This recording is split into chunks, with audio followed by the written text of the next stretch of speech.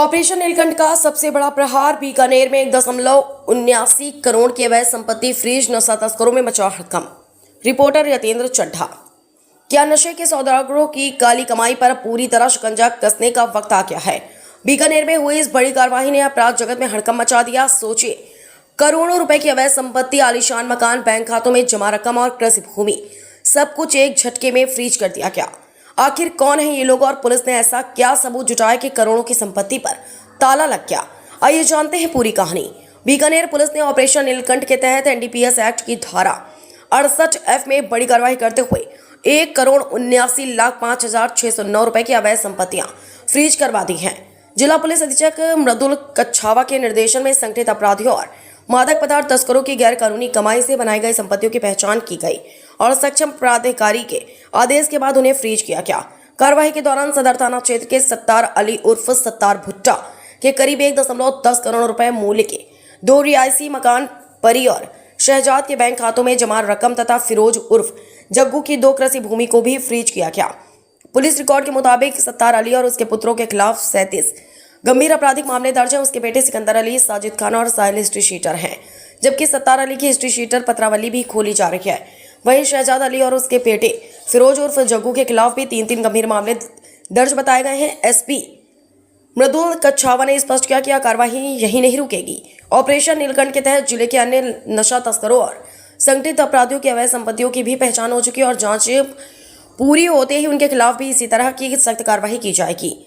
Bikaner police ने लोगों से अपील की कि नशा तस्करों और संगठित अपराधियों की सूचना निडर होकर पुलिस को दे। सूचना देने वाले की पहचान पूरी तरह गोपनीय रखी जाएगी। इसके लिए पुलिस हेल्पलाइन 918764507201 भी जारी की गई। बीकानेर पुलिस का संदेश साफ है, नशे के विरुद्ध निर्णायक प्रहार, सुरक्षित समाज की ओर। अब बड़ा सवाल यह है कि क्या इस कार्रवाई के बाद प्रदेश में नशा तस्करों की कमर टूटेगी। अपनी राय हमें कमेंट करके जरूर बताइए। पाकिस्तान की नहीं है, बीकानेर जिले की जरूर हम कह सकते हैं। और 68F की कार्रवाइयाँ और अन्य जिलों में भी होती रही है। और ये जो पूरा परिवार है, इनके विरुद्ध कुल मिलाकर के लगभग 37 से ज़्यादा प्रकरण दर्ज हैं। कुछ की इसमें हिस्ट्री शीट खुली हुई है, कुछ की अभी खुलना बाकी है। और अन्य भी काफ़ी सारे इस तरह से हमारे ऐसे हैं जो कि फिलहाल पाइपलाइन में चल रहे हैं। चक 16 JMD। क्योंकि लगभग वहाँ पे जो लोग रहते हैं वो यही काम कर रहे हैं, बहुत ज्यादा वहीं ज्यादा पकड़ा जाता है। निश्चित तौर पर लगातार आपने देखा होगा कि नीलकंठ अभियान के अंतर्गत कार्रवाइयाँ लगातार चल रही हैं, चाहे एनफोर्समेंट की कार्रवाई हो, अवेयरनेस की हो, कमर्शियल क्वांटिटी में केमिकल ड्रग्स जो हैं वो भी पकड़े जा रहे हैं। और साथ ही साथ 68F NDPS, पिट NDPS, इन हेड्स में भी कार्रवाइयों में बढ़ोतरी हुई। आगामी समय में इनकी प्रबलता को और अच्छे तरीके से बढ़ाया जाए। सर, जो ऑपरेशन नील तस्करी को लेकर बाइक हो गया, उसको लेकर कोई और भी आपके ध्यान में आ रहा है, कुछ और भी कोई कोड भी यूज कर रहे हैं क्या? ये निरंतर एक प्रक्रिया है। जैसे जैसे पुलिस तस्करों के पीछे पड़ती है तो निश्चित तौर पर नए तरीके ईजाद करते हैं तस्करी के, कोड वर्डिंग के, तो तमाम चीज़ें होती हैं। अपराधी इम्प्रोवाइज करता है, साथ ही साथ पुलिस भी इम्प्रोवाइज करती है। नेक्स्ट के 8 KYD में जो ड्रोन ड्रॉपिंग की घटना हुई थी, जिसमें कि एक बहुत बड़ा सीजर बीकानेर पुलिस द्वारा किया गया था। पूर्व में 22 अप्रैल को एक घटनाक्रम थाना पूगल क्षेत्र में हुआ था, जिसमें एक व्यक्ति खेताराम, जिसके कब्जे से लगभग 14 किलो हेरोइन बरामद हुई थी और एक प्रकरण दर्ज किया गया था। उस प्रकरण में जब अनुसंधान आगे बढ़ा, 3 अन्य लोगों की गिरफ्तारियां उसमें हुई थी। कुल मिलाकर के 4 लोगों की गिरफ्तारी उस प्रकरण में अब तक हो चुकी है। पूर्व का जो प्रकरण था थाना पूगल में जो दर्ज हुआ था, उसका जो मेन हैंडलर राकेश प्रजापत, जो कि पाली का रहने वाला था, उसे भी आज सवेरे हमारी DST टीम ने और जिला पुलिस ने दस्तयाब कर लिया है। और SHO खाजूवाला है, उस केस को इन्वेस्टिगेट कर रहे हैं। वो आगे उसको प्रोसिक्यूट करके और उसको प्रॉपर उसकी गिरफ्तारी उस केस में डालेंगे। राकेश प्रजापत जो है ये मूलतः पाली का रहने वाला है और ड्रोन ड्रॉपिंग का राजस्थान का एक बड़ा किंगपिन हैंडलर इसको हम कह सकते हैं। कुल इस पर 75,000 रुपये का इनाम जो है वो जारी किया हुआ है। 50,000 रुपये श्रीमान आईजी साहब बीकानेर की तरफ से, और 25,000 रुपये इनाम जो है वो एसपी साहब पाली की तरफ से उस पर जारी किया हुआ है। राकेश प्रजापत के विरुद्ध कुल 22 प्रकरण है और ये फिलहाल विभिन्न स्थानों से वांटेड चल रहा है, जिसमें राजस्थान की यदि बात करें तो बीकानेर, पाली और ब्यावर, और अन्य प्रदेशों की यदि बात करें तो गोवा और पंजाब और बेंगलोर में ये वांटेड चल रहा है।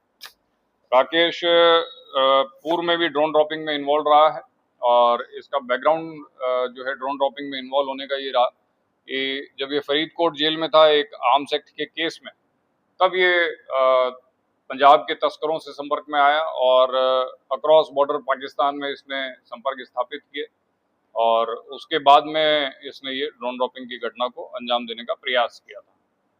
दूसरी हालिया घटना जो है उसमें भी राकेश का इन्वॉल्वमेंट सामने आया है और इस प्रकरण में भी हम राकेश को आगामी समय में अरेस्ट करेंगे। सर, क्या खाजूवाला जो तस्करी का सेफ रूट जैसे पहले पंजाब में हुआ करते थे, खाजूवाला के एंट्री के लिए कोई सेफ पॉइंट बन गया, इसलिए बार-बार इस क्षेत्र में ये कार्रवाई कर रहे हैं जो कि बीएसएफ वगैरह से?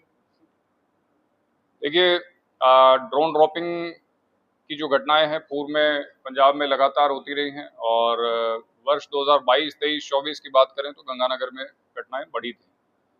जैसे जैसे घटनाएं बढ़ती हैं और पुलिस इनका अपराधियों का पीछा करती है, तो ये भी नई जगह तलाशते हैं और हालिया समय में आपने देखा होगा पिछले वर्ष में और इस वर्ष में भी ड्रोन ड्रॉपिंग की घटनाएं जो हैं वो साउथवर्ड्स यानी दक्षिण की तरफ इसका मूवमेंट हुआ है और खाजूवाला क्षेत्र में कई सारी ड्रॉपिंग्स की घटनाएं हुई हैं। आपने देखा होगा कि मई में गृह मंत्री महोदय की विजिट हुई थी। विजिट के बाद से ही लगातार बॉर्डर पर जो है जिला पुलिस एक्टिव रही है और उसी का ये परिणाम था कि इंटेलिजेंस आधारित इस इनपुट पर ये कार्रवाई की गई और इतना बड़ा सीजर जो है वो जिला पुलिस द्वारा किया गया। तो ये जो राकेश प्रजापत था जो जेल में था, तभी इसने दुबई के अंदर अपना हवाला नेटवर्क तैयार किया था, जैसे सरकार ने बताया गया कि ड्रोपिंग वाले मामले के अंदर हवाला नेटवर्क दुबई से संचालित हो रहा था। क्या कहेंगे? ये राकेश को आज दस्तयाब किया है। राकेश का इंटरोगेशन अभी होना बाकी है। बाकी इस केस में जो हालिया बरामदगी का केस है उसमें यह तथ्य प्रथम दृष्टया जरूर सामने आया था कि पंजाब में जो हैंडलर्स हैं वो अपना payment Punjab via Delhi via Dubai होते हुए पाकिस्तान तक ये अपना पेमेंट पहुंचाते हैं। ये तथ्य अभी तक प्रथम दृष्टया जानकारी में आया है।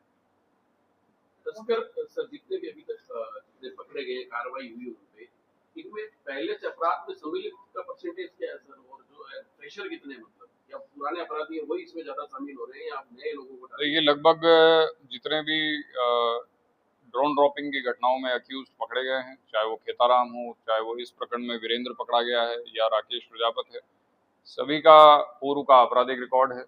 वीरेंद्र भी राकेश का केसवार रहा है पूर्व में चोरी के प्रकरणों में।